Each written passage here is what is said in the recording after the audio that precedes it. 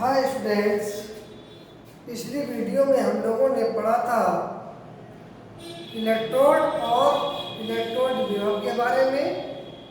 मैं समझता हूँ आपको इलेक्ट्रोड और इलेक्ट्रोड विभव समझ में आ गया होगा। अगर कहीं पर कोई त्रुटि है या समझ में नहीं आया है आप वीडियो दोबारा देखें। साथ में अगर कोई चीज़ आपको कमी एहसास हो रही है तो उसका आप हमें कमेंट में लिख करके दें, हम उसको देखेंगे। आज हम पढ़ेंगे मानक इलेक्ट्रोड विभव के बारे में पढ़ेंगे। मानक इलेक्ट्रोड विभव के बारे में पढ़ेंगे। मानक इलेक्ट्रोड विभव, standard electrode potential, standard electrode potential के बारे में पढ़ेंगे हम। ये क्या होता है, हमारा इलेक्ट्रोड विभव क्या है, इसके बारे में जानेंगे। देखिए, हम किसी भी अवस्था में हो, अगर उसमें मानक लगा है इसका मतलब उसका एक कोई ना कोई कंडीशन बनेगा। मानक है, जैसे आपका मानक क्या है इंटर में आने का, 12th पास। उसी प्रकार यहाँ पर जो इलेक्ट्रोड विभव है उसका जो मानक लगा है उसका मानक होगा। ठीक, तो हम क्या जानेंगे कि किसी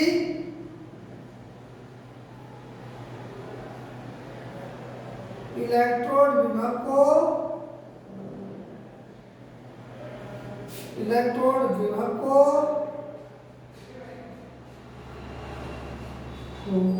मानक इलेक्ट्रोड विभव, मानक इलेक्ट्रोड विभव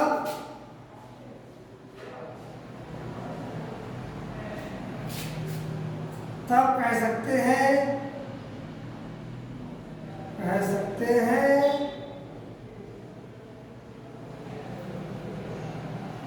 जब वह निम्न शर्तें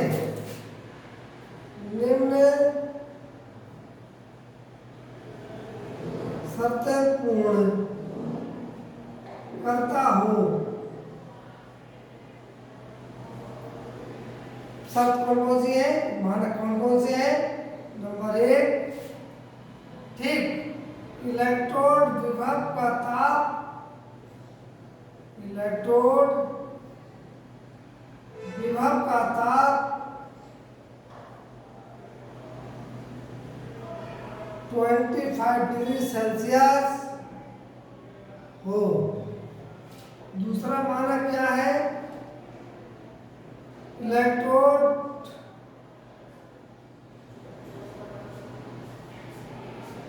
का जो वायुमंडलीय दाब है, वायुमंडलीय दाब एक वायुमंडलीय दाब के बराबर हो, एक वायुमंडलीय दाब के बराबर हो।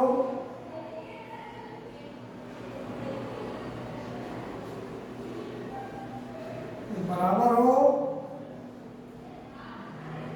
तीसरा शर्त क्या है, इलेक्ट्रोड के विद्युत अपघट्य विलयन, विद्युत अपघटनी विलयन की मोलरता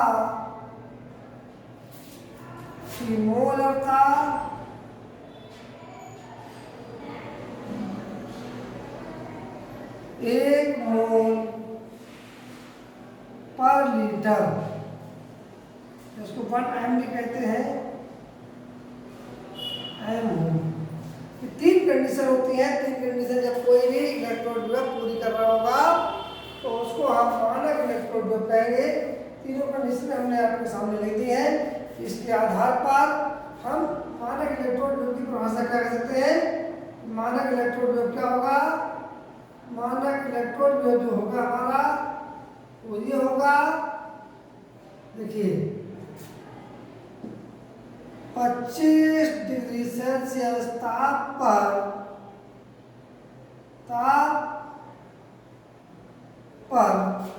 ठीक किसी 1 मोल प्रति लीटर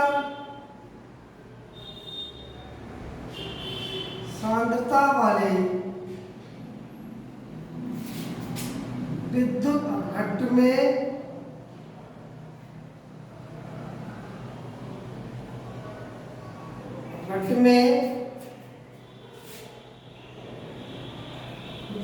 रखे धातु इलेक्ट्रोड पर उत्पन्न विभव को मानक इलेक्ट्रोड विभव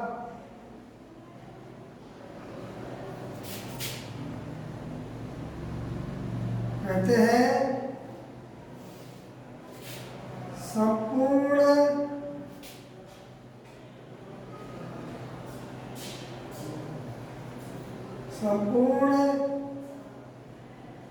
युक्ति का वायुमंडलीय दाब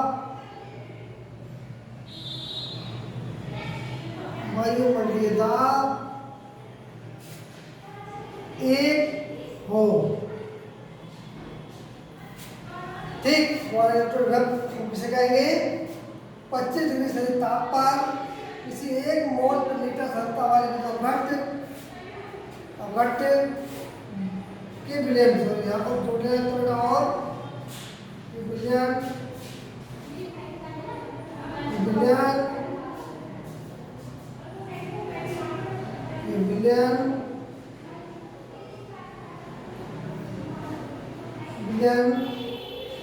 में रखे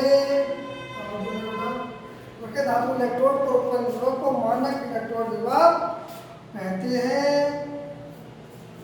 संपूर्ण युक्ति यानी संपूर्ण सिस्टम बनाया हो उसका वायुमंडलीय दाब 1 हो, ठीक। अब देखिए हम लोगों ने इतनी चीजों को जाना कि मानक इलेक्ट्रोड वेव किसे कहते हैं। अब हम मानक इलेक्ट्रोड वेव का मापन और जानेंगे। तो अगला टॉपिक हमारा रहेगा मानक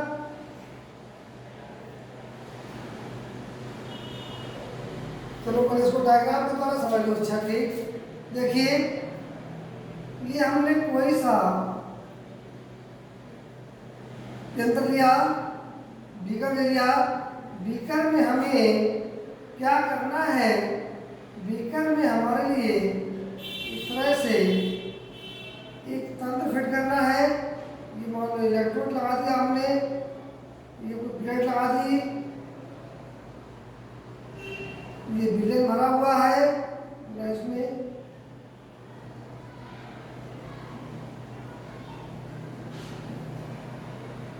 धातु बिछड़ पड़ी है, इसी में इलेक्ट्रोड का कार्य कर रही है। शर्त क्या हो? शर्त क्या हो?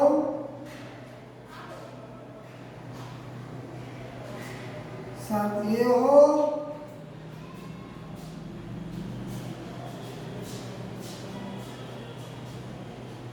यहाँ पर हमें दाब मेंटेन करने के लिए पंप की सेटिंग करेंगे, ठीक। और इस युक्ति को पूरा बंद कर देते हैं। यहाँ पर जो दाब होगा कितना हो? 1 एटीएम दाब कहते हैं। इसकी सांद्रता कितनी हो? इस विलयन की सांद्रता कितनी हो? 1 m हो, ठीक, और ताप कितना हो 25 डिग्री सेल्सियस हो। 3 कंडीशन, तब इस इलेक्ट्रोड पर उत्पन्न जो विभव होगा उसको हम मानक इलेक्ट्रोड विभव कहेंगे। यहाँ पर विभव होगा मानक इलेक्ट्रोड विभव उत्पन्न होगा, ठीक। चलो अब इसके मापन की बात करते हैं। इसका मापन कैसे करेंगे, मापन को देख लेंगे।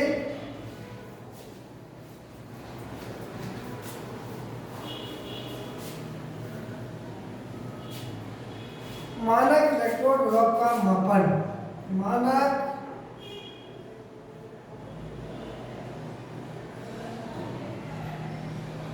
इलेक्ट्रोड विभव का मापन, measurement of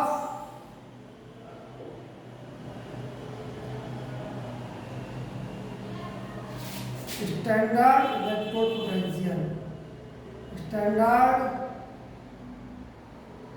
electrode potential, measurement of standard electrode potential. देखिए हम लोग पहले जान चुके हैं जो इलेक्ट्रोड है वो क्या है, एक अर्ध सेल होता है, एक अर्ध सेल होता है। अर्ध सेल का हम ये पता करते हैं कि इस पर इलेक्ट्रोमोटिव फोर्स यानी विद्युत भागबल जो उत्पन्न हुआ है वही उस पर स्थित विभव हो जाएगा, पोटेंशियल हो जाएगा, मगर हम इसका मेजरमेंट नहीं कर सकते।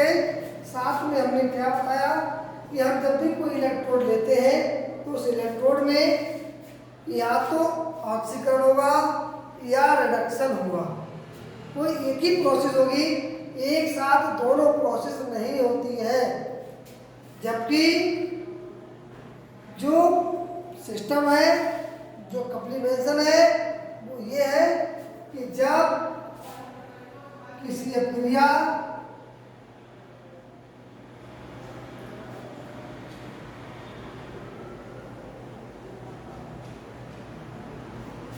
में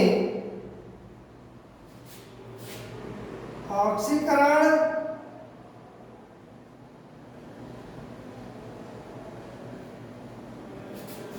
तथा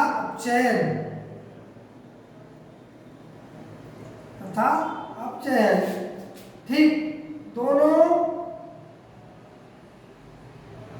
एक साथ हो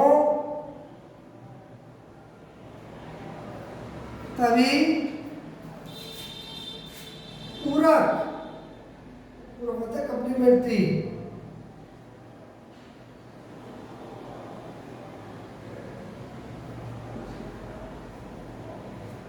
ठीक, तंत्र बनता है, सिस्टम बनता है।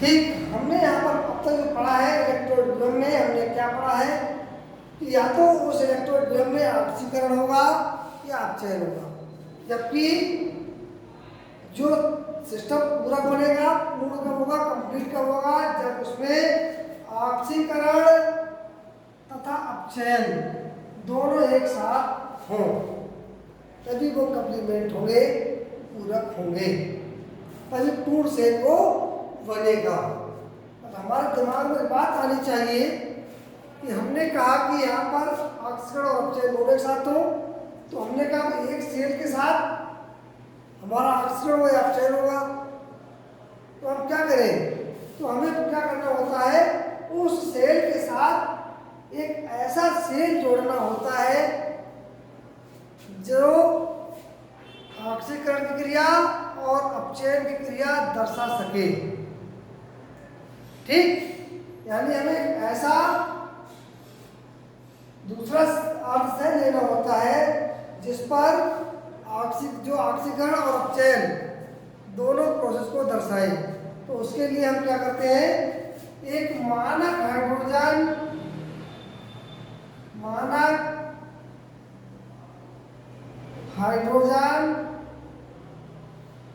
इलेक्ट्रोड विभव लेते हैं,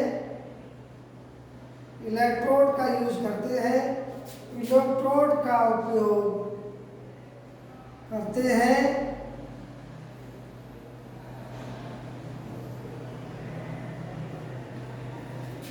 ठीक। यानी ये मानक हाइड्रोजन इलेक्ट्रोड विभव ये दोनों प्रोसेस दर्शा सकता है।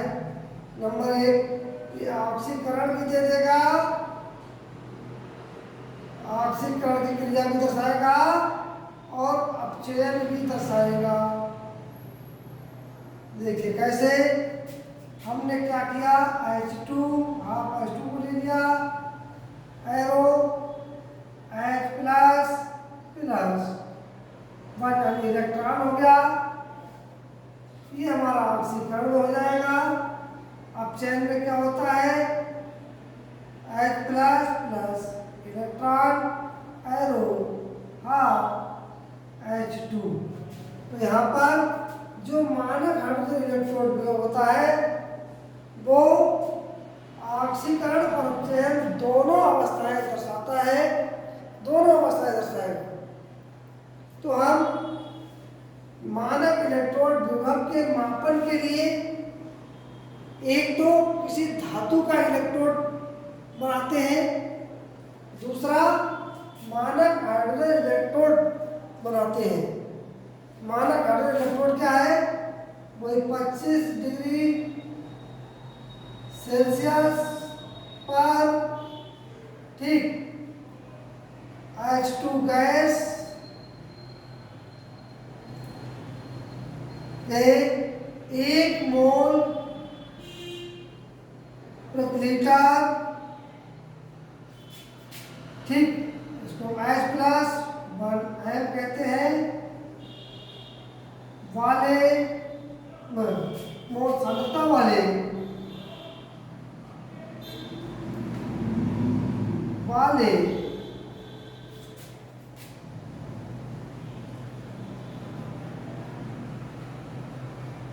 गैसीय विलयन में एक एटीएम दाब पर प्लेटिनीकृत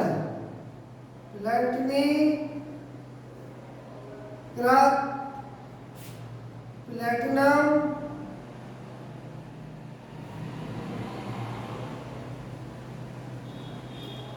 इलेक्ट्रोड को लगाते हैं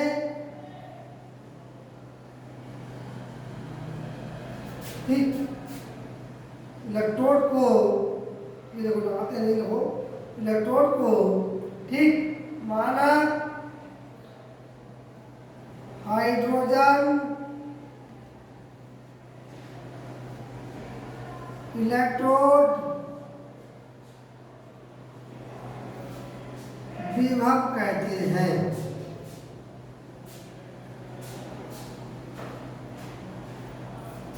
मानक हाइड्रोजन इलेक्ट्रोड विभव आपकी समझ में आ गया होगा।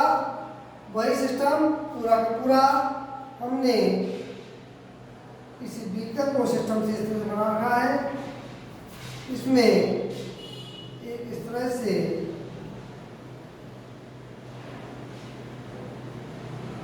और यहाँ पर हम गैस H2 गैस को बात करेंगे, H2 गैस जिसका दाब रखेंगे 1 एटीएम। यहाँ पर इसमें इलेक्ट्रोड लगा देते हैं, इलेक्ट्रोड लगाएंगे, इस इलेक्ट्रोड की स्थिति ये रहेगी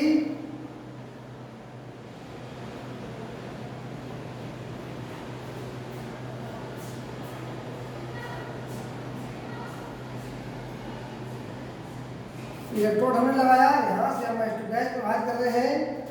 ये हमारा प्लेटिनीकृत प्लेटिनम की पर छड़ी होती है, प्लेटिनम प्लेट होती है, प्लेटिनम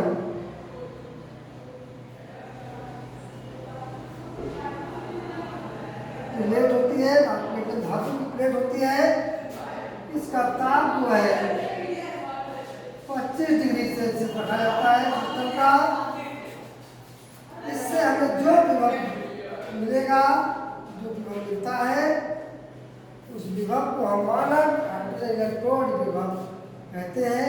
इस तरह से इस यहाँ पर गैस प्रवाहित करेंगे, यहाँ पर ये सब लिक्विड टाइप का भरा रहेगा। पूरा सिस्टम इस तरह से बनाते हैं। दाबी नेत्र रखते हैं, ताबी नेत्र रखते हैं और इसकी सांद्रता जो कितनी होती है, सांद्रता इसकी होती है 1 m। H प्लस, इसको हम ऐसे लिख दें H प्लस 1 m। आपको शेरों में लिखी मिलेगी। ये हमारा मानक हाइड्रोजन इलेक्ट्रोड है। ठीक, ये हमारे इस तरह से ऑक्सीकरण पर ये क्रिया होगी, अपचयन पर ये क्रिया होगी। हम इनके ई सेल ज्ञात कर देते हैं। ठीक, हम इनके ई सेल ज्ञात करेंगे। ई सेल ज्ञात करने पर हम ये पाते हैं कि दोनों के जो ई सेल होते हैं वो 0 हो जाते हैं। यहाँ पर जो ई सेल बनेगा इसका ई 0 सेल इसका बनेगा, ये क्या बनेगा, H2 H प्लस, ठीक, प्लस हो जाएगा 1 m। इसका बनेगा E0 cell H plus 1 m, plus रहेगा ये, और H2 बनेगा, कैसे जो होता है ये। तो यहाँ पर जो तुम्हारा E0 cell H2G oblique H plus 1 m होगा plus E cell H plus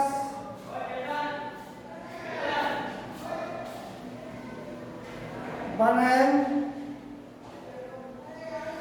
oblique 0 cell आप H2 होगा, तो इन दोनों का मान हो जाएगा 0। इन दोनों का मान क्या होता है, 0। अर्थात हम कह सकते हैं कि जो हमारा मानक हाइड्रोजन इलेक्ट्रोड विभव होता है उसका विभव 0 होता है। मानक हाइड्रोजन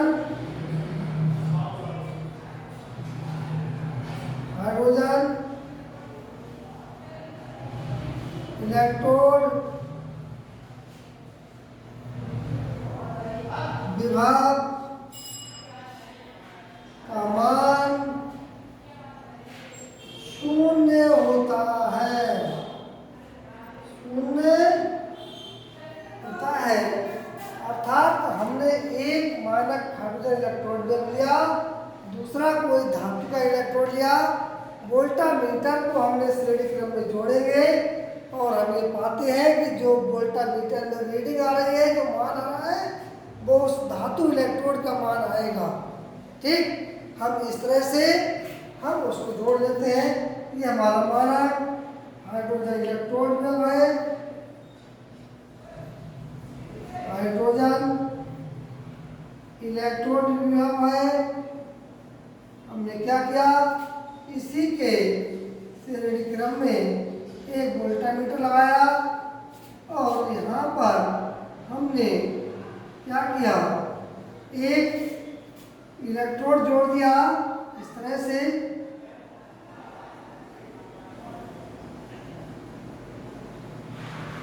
इस इलेक्ट्रोड की भी कंडीशन वही रहती है, इसका ताप से हमारा मानक रहेगा 1 m, इसकी सांद्रता होगी ठीक 25 डिग्री सेल्सियस पर, 1 atm ताप रहेगा। और ऐसे में अब इसका इलेक्ट्रोड विभव 0 है। इस वोल्टामीटर में जो रीडिंग आएगी वो इसी इलेक्ट्रोड विभव की रीडिंग होगी, इसी धातु के इलेक्ट्रॉन विभव की रीडिंग होगी, ठीक, तो हम इस धातु के मानक इलेक्ट्रॉन विभव को ज्ञात कर लेंगे। इस तरह से हम किसी भी धातु के इलेक्ट्रॉन विभव को ज्ञात कर सकते हैं। इसका इलेक्ट्रॉन विभव 0 है, इसका जो भी रीडिंग में आएगा वो इस धातु का इलेक्ट्रॉन विभव हो जाएगा। इस तरह से हम इसका मापन करते हैं। आज हमने इतना सीखा। आप एक बार किताब में देखोगे, हमारी वीडियो को देखोगे, तुरंत आपके माइंड में ये सारी चीजें आ जाएंगी, ठीक। तो आज के लिए इतना ही। शेष हम इसी मानक इलेक्ट्रॉन विभव हम सब धातुओं में ज्ञात करेंगे। उनको हम असेंडिंग या डिसेंडिंग ऑर्डर में अरेंज करेंगे। उससे हमें एक श्रेणी प्राप्त होगी जिसको हम विद्युत रासायनिक श्रेणी कहेंगे। तो अगला जो टॉपिक हमारा होगा विद्युत रासायनिक श्रेणी का होगा, ठीक। यहाँ पर हमने मानक इलेक्ट्रॉन विभव को ज्ञात करने की विधि को सीखा है, कैसे हम ज्ञात करते हैं, कैसे उनका मापन करते हैं। एक बार किताब में देखना, हमारी वीडियो देखना, आपको सारा का सारा समझ में आ जाएगा। और ना आए तो फिर बताना, हम कमेंट करके हमें जरूर बताइएगा कि समझ में आया या नहीं। धन्यवाद।